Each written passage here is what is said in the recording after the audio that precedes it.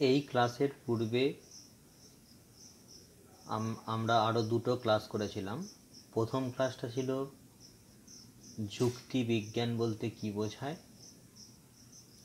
দ্বিতীয় ক্লাসটি ছিল যুক্তি ও যুক্তির আকার কি। আজকের ক্লাসটি হলো যুক্তির শ্রেণীবিভাগ, ক্লাসিফিকেশন অফ আর্গুমেন্ট।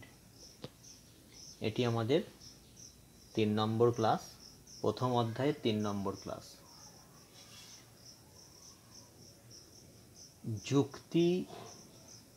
যুক্তি বা আর্গুমেন্টকে প্রধানত দুটি ভাগে ভাগ করা হয়: অবরোহ যুক্তি ও আরোহ যুক্তি, deductive argument and inductive argument. প্রথম দেখো, অবরোহ যুক্তির আবার দুটি ভাগ: মাধ্যম অনুমান ও অমাধ্যম অনুমান, মিডিয়েট ইনফারেন্স আর ইমিডিয়েট ইনফারেন্স।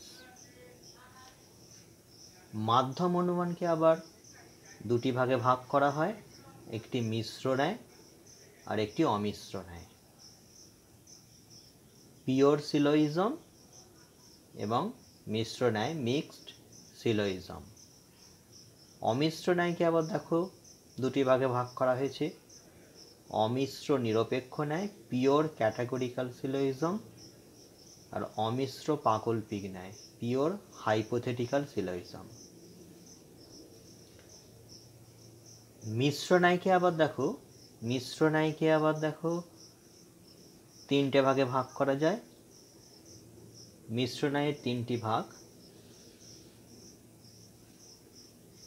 প্রাকল্পিক নিরপেক্ষ ন্যায়, হাইপোথেটিক্যাল ক্যাটাগরিক্যাল সিলোইজম; বৈকল্পিক নিরপেক্ষ ন্যায়, ডিসজাংটিভ ক্যাটাগরিক্যাল সিলোইজম; আর দ্বিকল্প, ডিলেমা।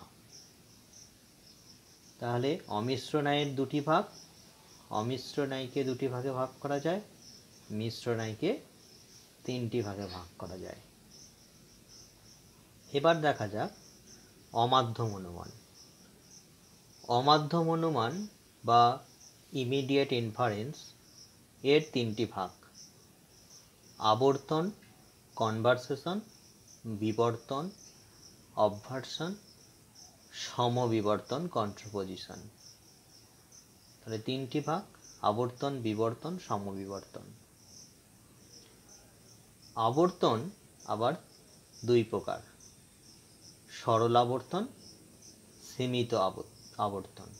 তাহলে আবর্তনের দুটি ভাগ: সরল আর সীমিত। এই শ্রেণীবিভাগের প্রত্যেকটা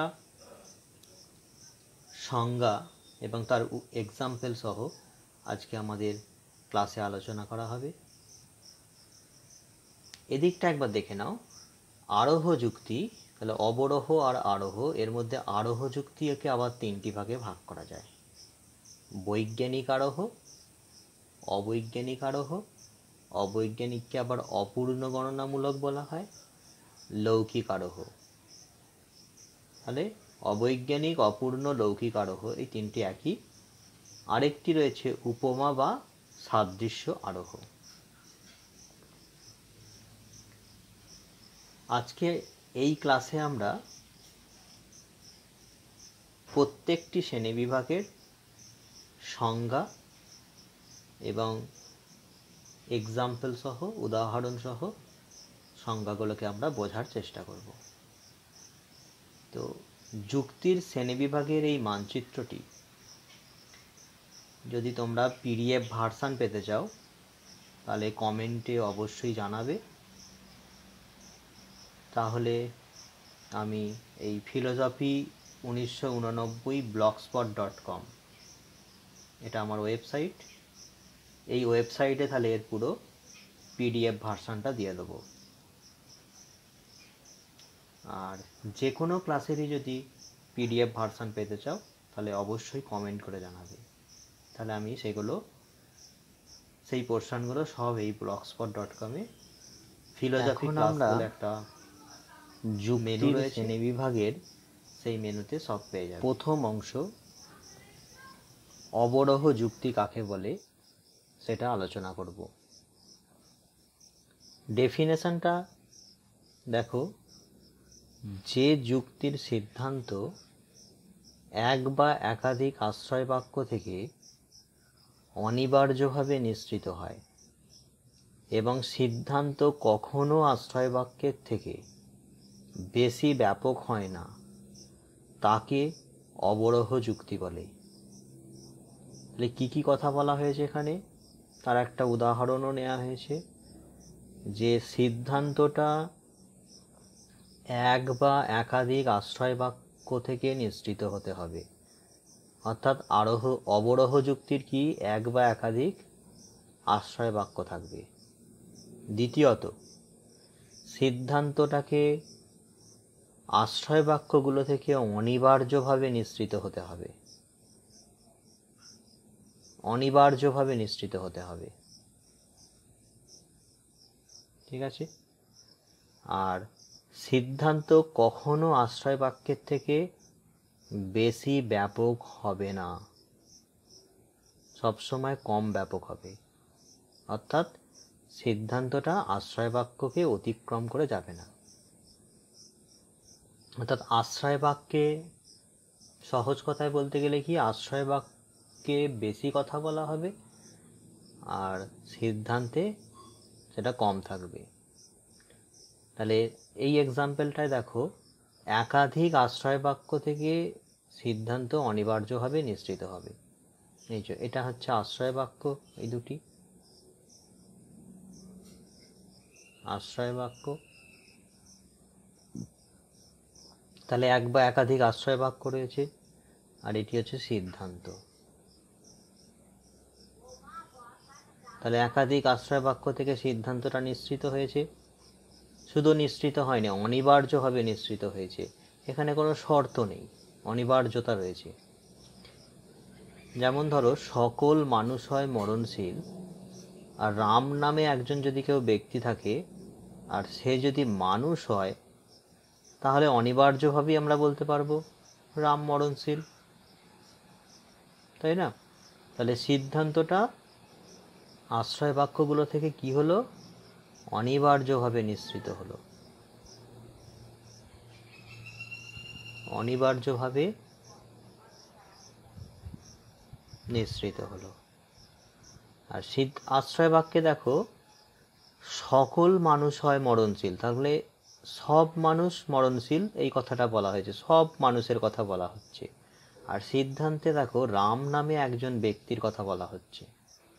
তাহলে মানুষটা হচ্ছে বেশি ব্যাপক, সকল মানুষ এটি বেশি ব্যাপক, আর রাম একজন নির্দিষ্ট ব্যক্তি, এটি কম ব্যাপক, এটি কম ব্যাপক। তাহলে বেশি ব্যাপক থেকে কম ব্যাপক। তাহলে সিদ্ধান্ত সবসময় কি হবে, আশ্রয় বাক্যের থেকে কম ব্যাপক হবে। অর্থাৎ আশ্রয় বাক্যগুলোকে সিদ্ধান্ত কখনোই অতিক্রম করতে পারবে না। তাহলে এই তিনটে শর্ত যদি মেনে চলে, তাহলে সেই আকারের যে কোনো যুক্তিকেই আমরা বলবো অবরোহ যুক্তি। তাহলে কি কি শর্ত থাকতে হবে, এক বা একাধিক আশ্রয় বাক্য থাকতে হবে, সিদ্ধান্তটা আশ্রয় বাক্য থেকে অনিবার্যভাবে নিঃসৃত হতে হবে, শর্ত সাপেক্ষতা থাকবে না, আর সিদ্ধান্তটা কি হবে, আশ্রয় বাক্যের থেকে বেশি ব্যাপক হবে। এরপরে চলে আসো আরোহ যুক্তি। আরোহ যুক্তিটা কাকে বলে, যে যুক্তির সিদ্ধান্ত একাধিক আশ্রয় বাক্য থেকে অনিবার্যভাবে নিঃসৃত হয় না। এখানে বলা হয়েছে এক বা একাধিক আশ্রয় বাক্য, এখানে বলা হচ্ছে একাধিক আশ্রয় বাক্য। একাধিক আশ্রয় বাক্য থেকে অনিবার্যভাবে নিঃসৃত হয় না। আর সিদ্ধান্ত সর্বদা আশ্রয় বাক্যের থেকে ব্যাপক হয়। আশ্রয় বাক্যের থেকে সিদ্ধান্তটা কি হয়? ব্যাপক হয়। তাকেই বলা হয় আরোহ যুক্তি। তাহলে অবরোহ আর আরোহের মধ্যে পার্থক্য কি রইল? ওখানে এক বা একাধিক আশ্রয় বাক্য থাকতে হবে, এখানে এক কথাটি নেই, একাধিক আশ্রয় বাক্য থাকতে হবে। আশ্রয় বাক্য থেকে এর সিদ্ধান্ত অনিবার্যভাবে নিঃসৃত হয়, কিন্তু এর অনিবার্যভাবে নিঃসৃত হয় না। আর এর কি হয়? সিদ্ধান্তটা ব্যাপক হয়, এর সিদ্ধান্ত কখনো ব্যাপক হয় না। আচ্ছা, অবরোহ যুক্তির একটা উদাহরণ দেখো। বললাম যে 1 নম্বর কাক হয় কালো, 2 নম্বর কাক হয় কালো, 3 নম্বর কাক হয় কালো। তাহলে এটা আমার অভিজ্ঞতার বিষয়, এটা আমাকে বাস্তবে এটা পর্যবেক্ষণ করতে হয়। যে তো আমি দেখলাম যে 1 2 3 করে 100 পর্যন্ত 100 নম্বর পর্যন্ত কাক দেখলাম সব কাকই কালো। তো এখানে এই জন্য একটা দেখো ব্রেক নেওয়া হয়েছে।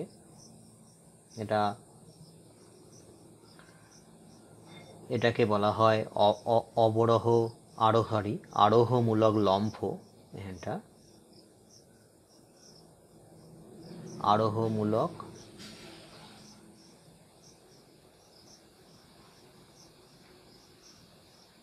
লম্ফ। তো এটা যখন আরোহ অধ্যায়টা আমাদের পড়া হবে সেই সময় এটা নিয়ে আরো ডিটেলসে আলোচনা হবে। এখন জাস্ট খালি আরোহের সংজ্ঞা এবং এক্সাম্পলটা খালি দেখে নেওয়া যাক, কারণ এটা আমাদের পরীক্ষা পর্যবেক্ষণের বিষয়, অভিজ্ঞতার বিষয়। আমি 100 কেন, হাজারো কাক দেখতে পারি, কাক দেখা আমার শেষ হবে না। এই জন্য এটাকে একটা লম্ফ দেওয়া হচ্ছে। আমি 3 নম্বর 100 নম্বর কাক কালো হয়ে বলছি যে তাহলে 100টি কাক যেহেতু আমি কালো দেখলাম, সে থেকেই আমি সিদ্ধান্ত করছি সকল কাক হয় কালো। এবার দেখো, তাহলে এগুলো আশ্রয় বাক্য।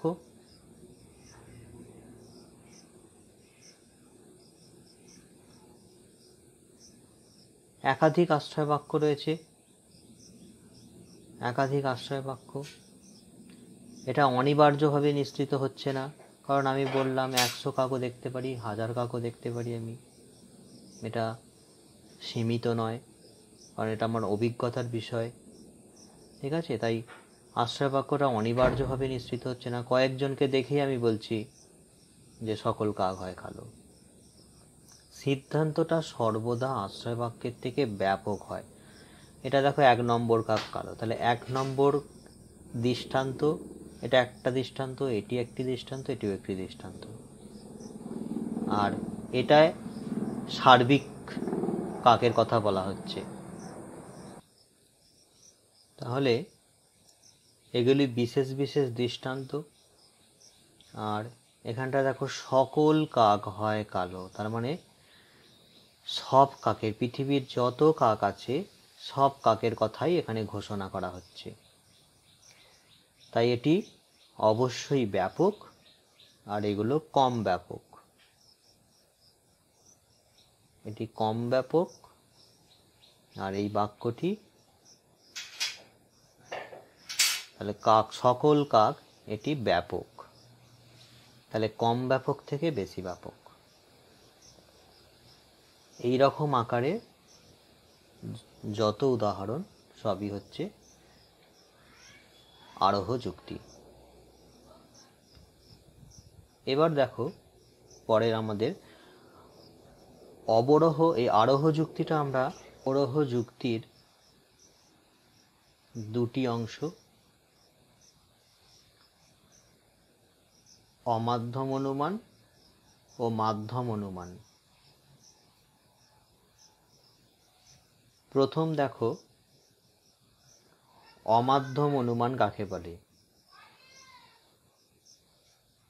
যে অবরোহ যুক্তির সিদ্ধান্ত একটি মাত্র আশ্রয় বাক্য থেকে অনিবার্যভাবে নিঃসৃত হয় তাকে অমাধ্যম অনুমান বলে। কি কি শর্ত রয়েছে এখানে? একটি মাত্র আশ্রয় বাক্য থাকবে আর সিদ্ধান্তটা অনিবার্যভাবে নিঃসৃত হবে, অর্থাৎ মধ্যবর্তী কোনো মাধ্যম আশ্রয় বাক্য বা বচন থাকবে না। উদাহরণটা দেখো, এ বচনে সকল বাঙালি হয় ভারতীয়। সিদ্ধান্ত, অতএব আই কোনো কোনো ভারতীয় হয় বাঙালি। এখানে দেখো এটাই আশ্রয় বাক্য, একটি মাত্র আশ্রয় বাক্য, তা থেকে সিদ্ধান্ত নিঃসৃত হয়েছে। এই মধ্যবর্তী কোনো মাধ্যম বচন নেই, মাধ্যম কোনো বচন নেই।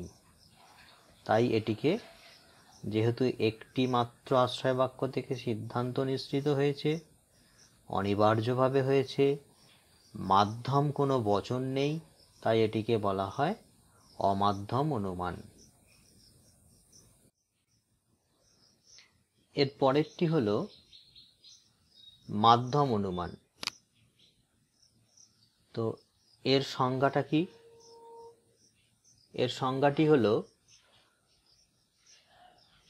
যে অবরোহ যুক্তির সিদ্ধান্ত একাধিক আশ্রয় বাক্য থেকে অনিবার্যভাবে নিঃসৃত হয় এবং মাধ্যম হিসাবে দ্বিতীয় একটি আশ্রয় বাক্যের প্রয়োজন হয়, তাকে মাধ্যম অনুমান বলে। যেমন কি, সকল মানুষ হয় মরণশীল, এ বচনে মানুষ, রাম হয় মানুষ, সিদ্ধান্ত রাম হয় মরণশীল। কি কি বলা হয়েছে? একাধিক আশ্রয় বাক্য থাকবে, সিদ্ধান্তটা অনিবার্যভাবে নিঃসৃত হবে। অনিবার্যভাবে নিঃসৃত তো হবেই, যেহেতু এটা অবরোহ যুক্তি, কারণ অবরোহ যুক্তির ক্ষেত্রে সিদ্ধান্তটা অনিবার্যভাবেই নিঃসৃত হয়।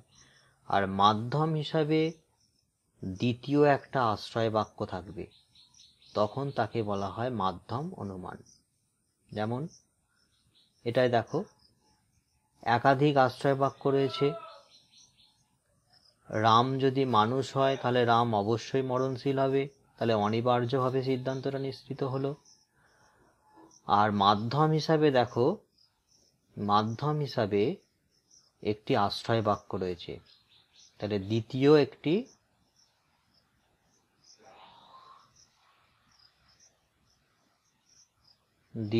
একটি আশ্রয় বাক্য রয়েছে, তাকেই বলা হয় মাধ্যম অনুমান।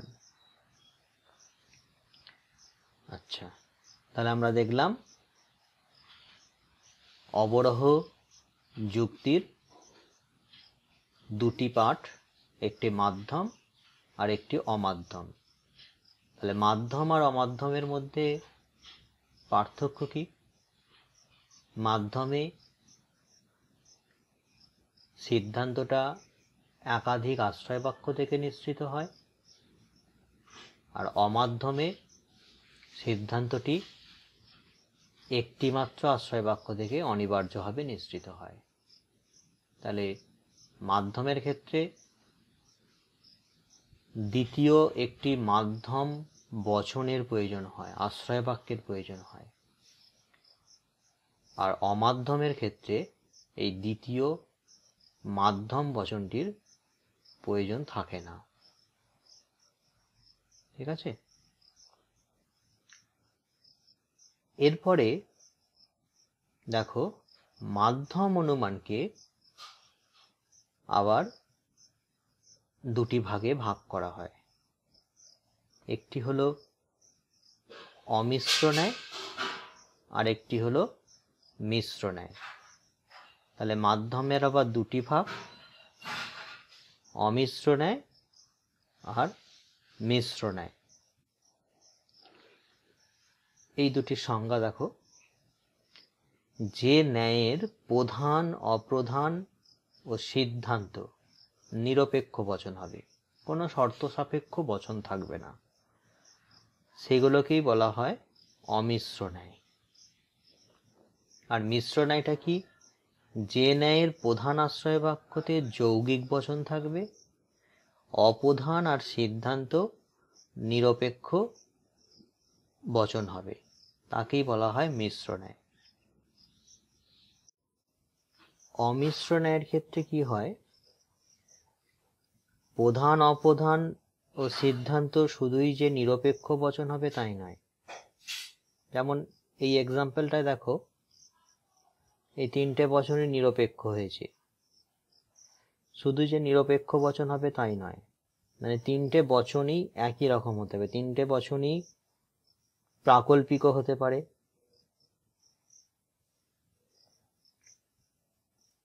প্রাকল্পিকও হতে পারে। এটা তার মানে কি, অমিশ্রের ক্ষেত্রে কোনো নিরপেক্ষ, প্রাকল্পিক, বৈকল্পিক এরকম মিশ্রিত অবস্থায় কোনো বচন থাকবে না। হয় তিনটে বচনই এরকম নিরপেক্ষ হবে, নাহলে তিনটে বচনই কি হবে, প্রাকল্পিক হবে, শর্ত সাপেক্ষ হবে। ঠিক আছে? তাহলে অমিশ্র ন্যায়ের ক্ষেত্রে প্রধান, অপ্রধান ও সিদ্ধান্ত নিরপেক্ষ বচন হতে পারে, তিনটেই হতে হবে নিরপেক্ষ, আর না হলে তিনটেই প্রাকল্পিক হতে হবে, তবে সেটাকে অমিশ্র বলা হয়েছে, মানে যেটা মিশ্রতা নেই, প্রাকল্পিক নিরপেক্ষ এরকম মিশিয়ে রয়েছে এরকম থাকবে না কিছু, হয় তিনটেই নিরপেক্ষ নাহলে তিনটেই প্রাকল্পিক। মিশ্র ন্যায়ের ক্ষেত্রে কি হবে, এর সংজ্ঞায় বলা হচ্ছে যে ন্যায়ের প্রধান আশ্রয় বাক্য যৌগিক বচন, অপ্রধান আর সিদ্ধান্ত নিরপেক্ষ বচন। তার মানে এটা দেখো, প্রধান আশ্রয় বাক্যটাকে যৌগিক হতে হবে, প্রাকল্পিক, বৈকল্পিক এরকম কোনো যৌগিক বচন থাকবে, আর প্রধান আর সিদ্ধান্ত, অপ্রধান আর সিদ্ধান্তটা নিরপেক্ষ হবে। যেমন এই উদাহরণটা দেখো, যদি মেঘ করে তাহলে বৃষ্টি হবে। প্রাকল্পিক বচন মানে কি? প্রাকল্পিক মানে যদি তাহলে, এই শর্ত থাকলে প্রাকল্পিক হয়, যদি তাহলে, তাহলে এটা একটা যৌগিক বচন। আর এই দুটি বচন দেখো, এই দুটি বচন হচ্ছে নিরপেক্ষ। তাহলে প্রধান আশ্রয় বাক্যটি যৌগিক বচন, দ্বিতীয় আশ্রয় বাক্যটি নিরপেক্ষ, সিদ্ধান্ত বাক্যটিও নিরপেক্ষ। তাহলে যৌগিক আর নিরপেক্ষ এরকম মিশ্রিত অবস্থায় যুক্তিরা তৈরি হয়েছে বলে এটাকে মিশ্র ন্যায় বলা হয়। আর অমিশ্রের ক্ষেত্রে কি থাকে, তিনটে বচনই হয় এরকম নিরপেক্ষ দিয়ে তৈরি হবে, আর না হলে এরকম তিনটেই প্রাকল্পিক বচন দিয়ে তৈরি হবে। এই দিক থেকে বিচার করে অমিশ্র ন্যায়কে আবার দুটো ভাগে ভাগ করা যায়। অমিশ্র নিরপেক্ষ ন্যায়, অর্থাৎ তিনটে বচনই যদি নিরপেক্ষ হয়, এইভাবে হয়, তাহলে সেটা হবে অমিশ্র নিরপেক্ষ ন্যায়। তাহলে অমিশ্র নিরপেক্ষ ন্যায় কাকে বলে?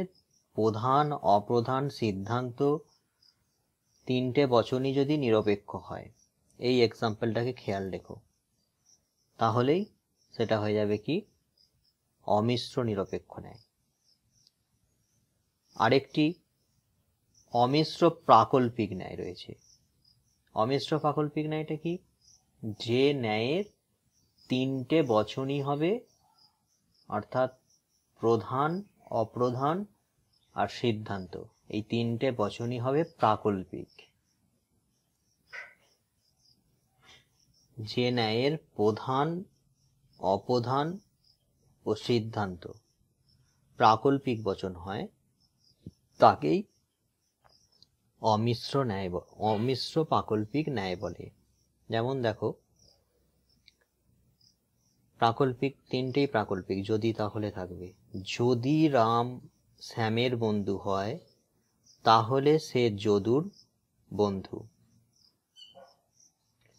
তারপরের বাক্যটা কি, যদি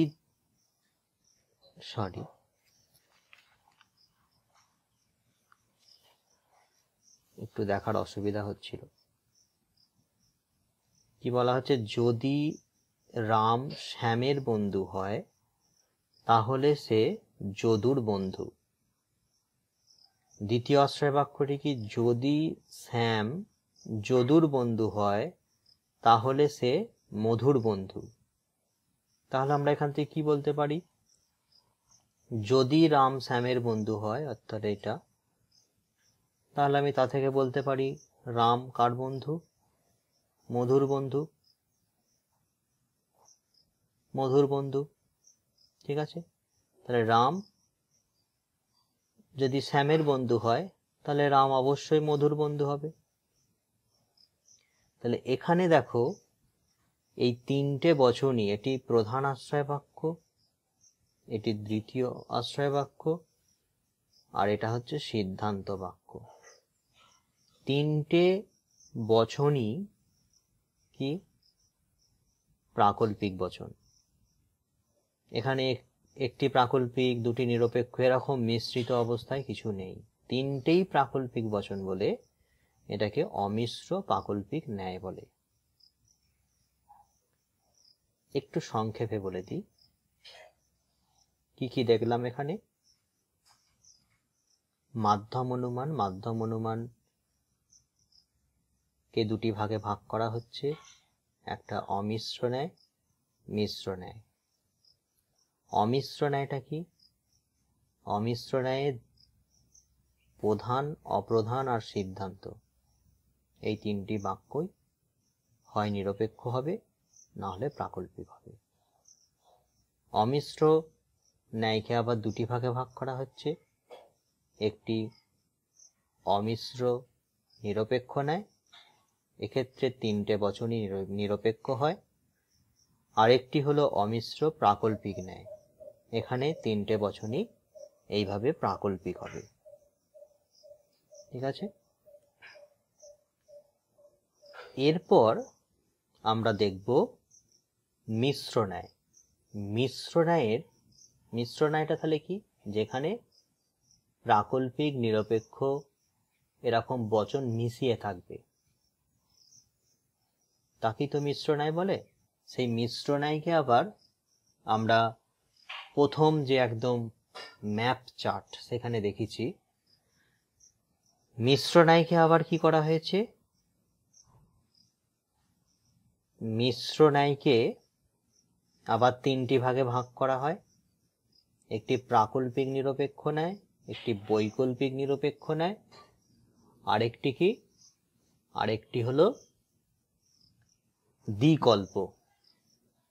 প্রথমে আমরা দেখে নিই প্রাকল্পিক নিরপেক্ষ ন্যায় কাকে বলে। দেখো, যে ন্যায়ের প্রধান আশ্রয় বাক্য প্রাকল্পিক আর অপ্রধান ও সিদ্ধান্ত বাক্য নিরপেক্ষ, তাকেই প্রাকল্পিক নিরপেক্ষ ন্যায় বলে। তাহলে প্রধান আশ্রয় বাক্যটি হবে প্রাকল্পিক, এই যে যদি তাহলে রয়েছে প্রাকল্পিক, আর অপ্রধান আর সিদ্ধান্তটা হবে নিরপেক্ষ। দেখো এই দুটি নিরপেক্ষ, কোনো শর্ত নেই, তাহলে যদি তাহলে এটা হয়ে গেল প্রাকল্পিক, প্রথম বাক্যটা, প্রথম আশ্রয় বাক্যটা প্রাকল্পিক, আর পরের দুটি হচ্ছে নিরপেক্ষ, তাহলে মিশ্রিত অবস্থায় রয়েছে। আর প্রথম বাক্যটা যেহেতু প্রাকল্পিক, তাই এই যুক্তিটির নামকরণ হয়েছে কি প্রাকল্পিক নিরপেক্ষ। দেখো, প্রথম প্রাকল্পিক প্লাস নিরপেক্ষ, তাহলে প্রথমটা প্রাকল্পিক হতে হবে, তারপরে এগুলো নিরপেক্ষ হতে হবে। সংজ্ঞাগুলো এরকম মুখস্থ করে রাখার দরকার নেই, নামকরণগুলো থেকেই তোমরা সংজ্ঞাগুলো বার করতে পারবে। দেখো, প্রাকল্পিক নিরপেক্ষ, প্রথমটা প্রাকল্পিক, পরের দুটি নিরপেক্ষ, তাহলে প্রাকল্পিক নিরপেক্ষ। পরেরটা দেখো বৈকল্পিক নিরপেক্ষ, খুবই সহজ কথা। তাহলে প্রথম বাক্যটা হবে, প্রথম আশ্রয় বাক্যটা হবে বৈকল্পিক, আর অপ্রধান আর সিদ্ধান্তটা হবে নিরপেক্ষ বচন। তাকেই আমরা কি বলবো? বৈকল্পিক নিরপেক্ষ। সংজ্ঞাটার দিকে দেখো। যে ন্যায়ের প্রধান আশ্রয় বাক্য বৈকল্পিক। বৈকল্পিক বাক্য কিভাবে তৈরি হয়? অথবা দিয়ে তৈরি হয়। অথবা থাকলে বৈকল্পিক হয়। তাহলে যে ন্যায়ের প্রধান আশ্রয় বাক্য বৈকল্পিক, আর সিদ্ধান্ত আর অপ্রধান বাক্যটা কি হয়? নিরপেক্ষ। তাকেই বলা হয় বৈকল্পিক নিরপেক্ষ। যেমন রামবাবু আসবে অথবা শ্যামবাবু আসবে, এই বাক্যটি হচ্ছে বৈকল্পিক। রামবাবু আসবে না, রামবাবু আসবে না, এটা নিরপেক্ষ। আর তাহলে কি হবে? অতএব শ্যামবাবু আসবে, এটিও নিরপেক্ষ। তাহলে দুটি নিরপেক্ষ, আর প্রথম বা প্রধান আশ্রয় বাক্যটি বৈকল্পিক, তাকেই আমরা বলি বৈকল্পিক নিরপেক্ষ ন্যায়। এরপর চলে আসো মিশ্র ন্যায়ের তৃতীয় অংশে। তৃতীয় ভাগটির নাম কি? দ্বিকল্প, ডিলেমা। কাকে বলে? সংজ্ঞাটা একটু প্রথম দেখে নাও। যে মিশ্র ন্যায়ের প্রধান আশ্রয় বাক্য দুটি সংযুক্ত প্রাকল্পিক, এই কথাটা খুব খেয়াল রেখো। সংযুক্ত প্রাকল্পিক। আমরা আগে বললাম বা পরবর্তীকালেও প্রাকল্পিক কাকে বলে, সংযুক্ত কাকে বলে, সংযৌগিক বাক্য কাকে বলে, বৈকল্পিক কাকে বলে, পরবর্তী ক্লাসে আমরা সব এর মানে যৌগিক বাক্যের শ্রেণী বিভাগগুলো পড়বো, তখন আরো এগুলো ভালো করে বুঝতে পারবে।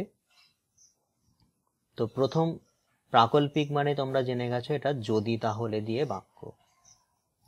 সংযুক্ত মানে কি? সংযৌগিক বাক্য মানে এবং বসে, এবং দিয়ে বাক্য, এবং দেয়া থাকলে। বৈকল্পিক কি হয়? অথবা দেয়া থাকলে। এখানে কি বলা হয়েছে? এখানে বলা হচ্ছে প্রধান আশ্রয় বাক্য দুটি, প্রধান আশ্রয় বাক্যটি সংযুক্ত প্রাকল্পিক হবে। এখানে দুটি নয়, প্রধান, একটু মিস্টেক হলো। প্রধান আশ্রয় বাক্যটি সংযুক্ত প্রাকল্পিক হবে। দেখো এর প্রধান আশ্রয় বাক্য এটি প্রধান আশ্রয় বাক্য, সংযুক্ত প্রাকল্পিক হবে।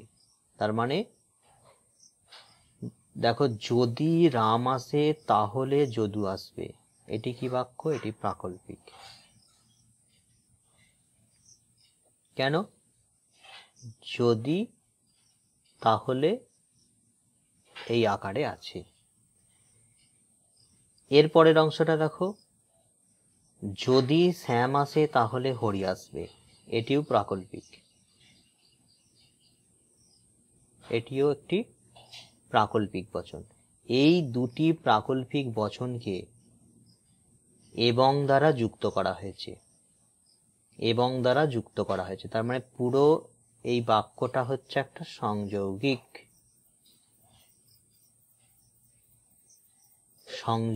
বচন। তাহলে সংযুক্ত, এই জন্য কথাটা বলা হচ্ছে দেখো সংযুক্ত প্রাকল্পিক। তাহলে প্রধান আশ্রয় বাক্যটি হবে কি? সংযুক্ত প্রাকল্পিক। তারপর বলা হচ্ছে অপ্রধান আশ্রয় বাক্য বৈকল্পিক হবে। বৈকল্পিক মানে অথবা দিয়ে যুক্ত। তাহলে অপ্রধান আশ্রয় বাক্য, এটি অপ্রধান আশ্রয় বাক্য,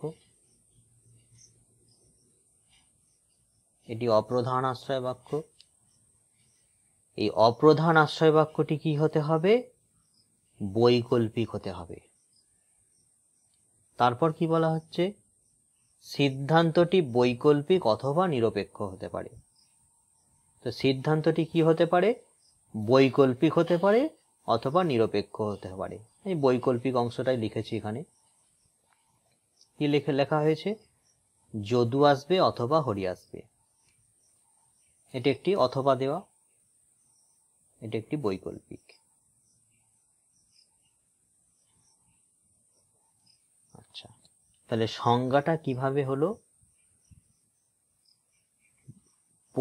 প্রধান আশ্রয় বাক্যটি যে মিশ্র ন্যায়ের প্রধান আশ্রয় বাক্যটি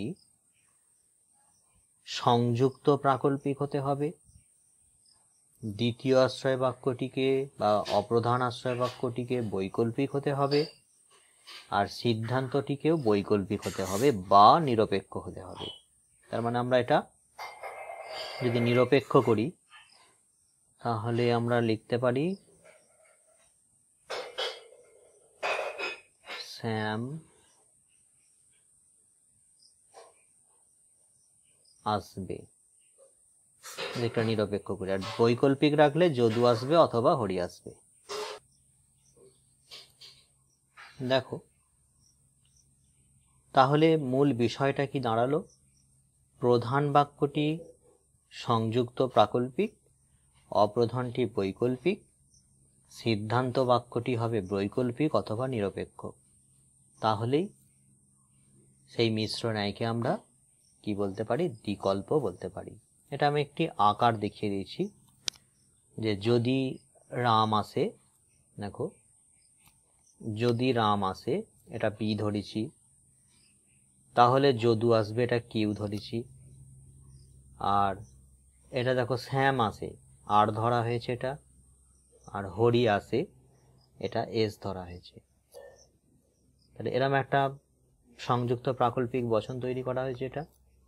এটা পি আর, তার মানে যদি রাম আসে, রাম আর শ্যাম, তাহলে রাম আসবে অথবা কি আসবে? কে আসবে? শ্যাম আসবে। তাই দ্বিতীয় আশ্রয় বাক্যটা যদি এরকম হয় যে রাম আসবে অথবা শ্যাম আসবে, তাহলে আমরা অনিবার্যভাবে সিদ্ধান্ত করতে পারি কি? তাহলে যদু আসবে অথবা হরি আসবে। এটা তাহলে দ্বিতীয় আশ্রয় বাক্যটা যদি এরকম হয় যে রাম আসবে অথবা শ্যাম আসবে, তাহলে অনিবার্যভাবে আমরা সিদ্ধান্ত নিশ্চিত করতে পারি যদু আসবে অথবা হরি আসবে। ঠিক আছে? বা এদের দুজনের মধ্যে বা শ্যাম আসবে, নিরপেক্ষ বচন করতে গেলে। তাহলে প্রধান কথা হলো এটি সংযুক্ত প্রাকল্পিক যদি হয়, এটি যদি বৈকল্পিক হয়, এটি যদি বৈকল্পিক হয়, তাহলে যে মিশ্র ন্যায় তৈরি হয় সেটাকে আমরা দ্বিকল্প বলি।